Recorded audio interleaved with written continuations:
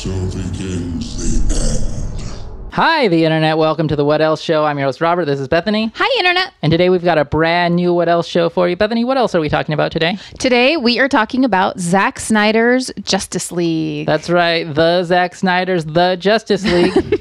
All 4 hours of it. All 4 hours. We watched all 4 hours. Okay, Bethany, give us a synopsis of the Zack Snyder's The Justice League. Okay, so first of all, this is a no spoiler review. No So spoilers? we won't give you any spoilers. So just a high level synopsis is this movie takes place after Batman versus Superman. After Batman vs. Superman. If you don't remember Batman vs. Superman, I suggest you watch it or watch a synopsis or something. Something, because yeah. it really ties in with Batman vs. Superman. Yes, very, very closely. So yeah, catch up on what happened on that movie because it's been a while.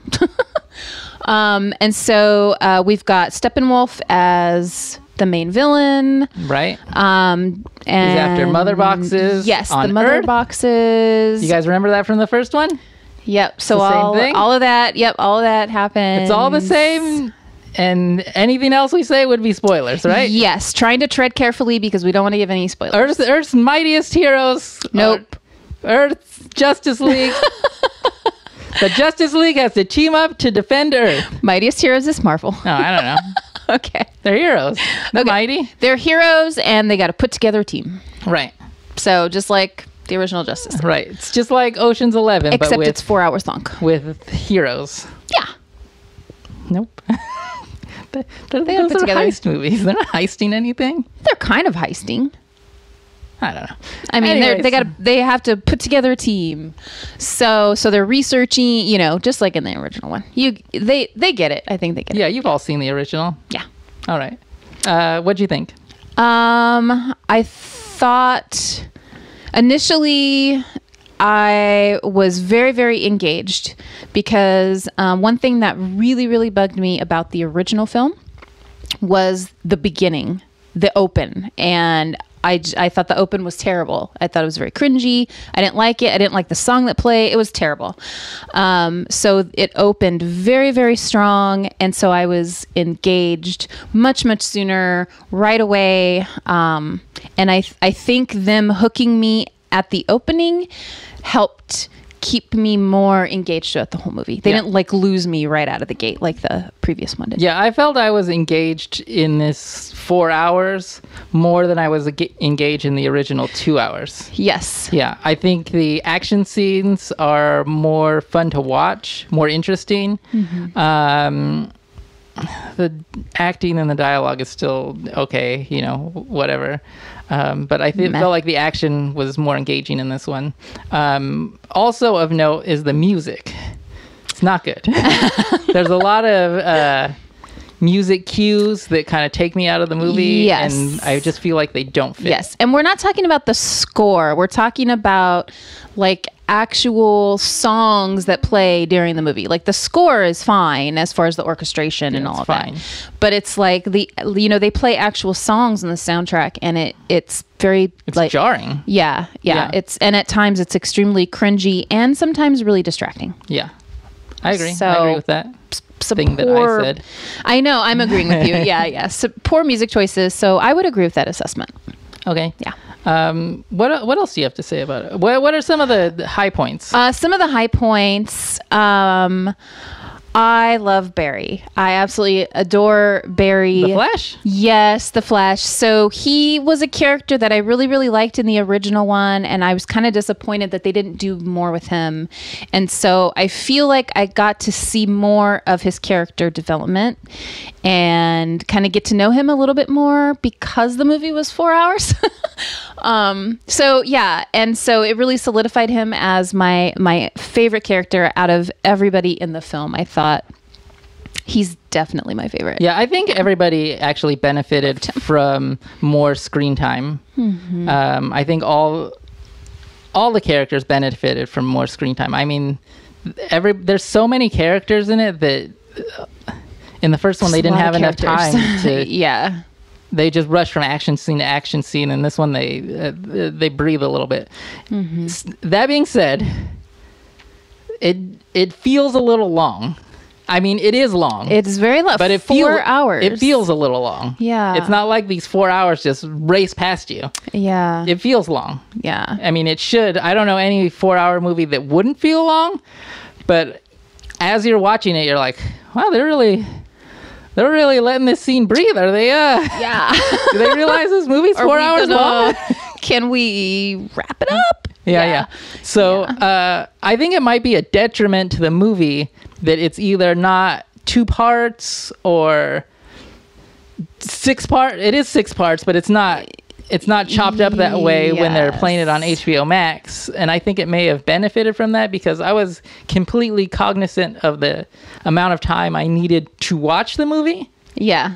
So when there was like a long scene going on, I was like, all right, is the scene going to end or are we going to spend the rest of the 3 hours here? Yes. Yeah. So one thing I really liked, I felt like I would agree with your assessment as far as that goes. Yes. However, like I don't want to just like shit all over this movie because there were things I really liked. For example, I loved Barry. The other thing that I really liked that it just popped into my head. I really enjoyed kind of seeing more of like what Batman does behind the scenes. With Alfred and the gadgets, and Batman has cool gadgets. He's kind of this unique superhero in that he doesn't have, like, he's really not super. He's just a dude, right? In a suit. Okay. But I just felt like we were able to kind of see how his mind worked a little bit more and kind of get more insight into like the fun gadgets that he's working on. Thanks for explaining Batman to us. Jesus. Okay. Batman's got gadgets. Okay. No, it was something that I felt was missing from the original. Like, I don't know. I really enjoyed that. No, that would have been one of the parts I cut out so that the movie wasn't 4 hours long. Some of the interactions seemed very stiff. Would you say? Yeah, some of the interactions are very stiff. Like I feel like they were. A lot of the acting is just so-so. Yeah. And I felt like they were trying to have like Bruce Wayne and Diana kind of have like a flirty. Yeah. Kind of a flirty thing going on, work. but it just didn't work. Yeah. I think a lot of the characters don't have chemistry. Also, I don't think they have a good grasp of the character. I felt like a lot of the characters' dialogues or emotions or actions like didn't fit the character. Not that I know what the character is, but I feel like they kind of established a character and like, oh, that's kind of out of character. That happened in quite a few scenes for me. Yes. Yeah. I agree without getting into spoilers. Yes, I completely agree. In fact, I think while we were watching, I commented on one because I was like, that's not a thing. You wouldn't stop talking during the movie. Okay, let's rate it. Let's get those numbers and rate it. Do you want me to go first? I'll go first. Okay, you go first. I gave this movie a 3, kind of a low 3, because of all the reasons I said. It's a lot better than the original release. There's still a lot that bogs it down. The entire DCEU is bogged down by its origins. Mm-hmm. And I don't think that's something they're ever going to be able to fix.